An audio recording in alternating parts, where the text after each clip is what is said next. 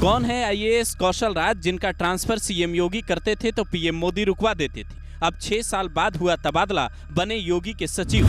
न तबादला एक्सप्रेस का असर, न किसी दखल की चिंता, निश्चिंत होकर लेते हैं एक्शन। दिल्ली से नाता सुन चौंक जाएंगे। अखिलेश भी जिन्हें मानते हैं तेज तर्रार, हेलीकॉप्टर से भेजा था मुजफ्फरनगर। वो आईएएस कैसे बने इतने खास, सुनिए किस्सा। यूपी में 11 डीएम समेत 33 आईएएस अधिकारियों का तबादला हुआ, जिनमें सबसे ज्यादा चर्चा में हैं वाराणसी के मंडलायुक्त कौशल राज, जिनके बारे में कहा जाता है इनकी पोस्टिंग का आदेश सीधा दिल्ली से आता है। इस बार वो योगी के सचिव बने हैं, जिसके कई मायने निकाले जा रहे हैं। लेकिन उस बात पर आए उससे पहले इनके पुराने ट्रांसफर का किस्सा सुनिए और जानिए कि आखिर ये हैं कौन। दरअसल योगी सरकार ने 28 जुलाई 2022 को तबादले का एक आदेश जारी किया था, पर 30 जुलाई को ही इसे रद्द करना पड़ा। कहा जाता है पीएमओ से सीधा लखनऊ कॉल गई और इनका ट्रांसफर रुक गया। तब भी कईयों ने पूछा था कि आखिर ये अधिकारी हैं कौन, तो इसे समझने के लिए थोड़ा इनके बारे में जानना होगा। फिर बताते हैं कि इस ट्रांसफर के क्या मायने हैं। हरियाणा के भिवानी में जन्मे कौशल राज शर्मा 2006 बैच के आईएएस अधिकारी हैं। मायावती के राज में सबसे पहले पीलीभीत के डीएम बने, फिर मुजफ्फरनगर गए।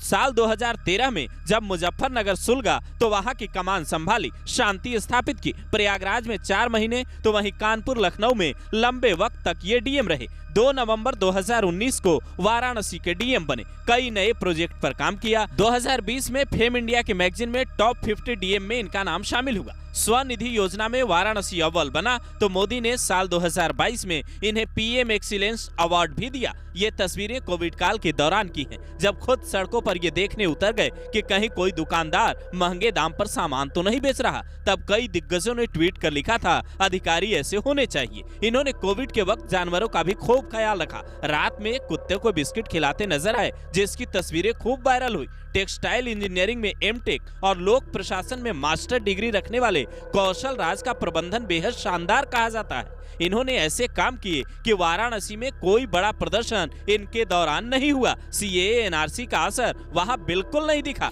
पर मोदी इन्हें सिर्फ इन वजहों से ही पसंद नहीं करते, बल्कि इसके पीछे एक और बड़ी वजह है। एक तरफ यूपी सरकार के कई प्रोजेक्ट में खामियां मिली, कई जगहों पे एक्शन हुआ, तो वहीं वाराणसी से एक भी मामला ऐसा नहीं आया। नतीजा इन्हें प्रमोशन देकर वहीं का कमिश्नर बना दिया गया था, ताकि जिन प्रोजेक्ट पर काम हो रहे थे वो रुके नहीं। इनके कार्यकाल में ही काशी विश्वनाथ मंदिर का कायाकल्प हुआ, गंगा नदी की हालत सुधरी, कई विकास कार्य हुए। कहा जाता है ये ईमानदार तो हैं ही, दिन रात काम में भी लगे रहते हैं। समस्याएं सिर्फ सुनते नहीं बल्कि समाधान भी करते हैं, जिसका सबसे बड़ा उदाहरण इस तस्वीर से देखने को मिला, जब अप्रैल महीने में पीएम मोदी वाराणसी दौरे पर पहुंचते हैं और एयरपोर्ट पर ही 3 बड़े अधिकारियों से एक केस का अपडेट लेने लगते हैं, जिसके बाद पता चलता है मामला जैसा दिख रहा था वैसा नहीं है सब कुछ। वाराणसी के पुलिस कमिश्नर मोहित अग्रवाल कहते हैं आरोपियों के परिवार वालों ने कुछ सबूत दिए हैं। जांच के लिए एसआईटी का गठन किया गया है, जिसके बाद ये खबर आती है कि उस लड़की ने एक आरोपी को इंस्टाग्राम पर मैसेज करके खुद कहा था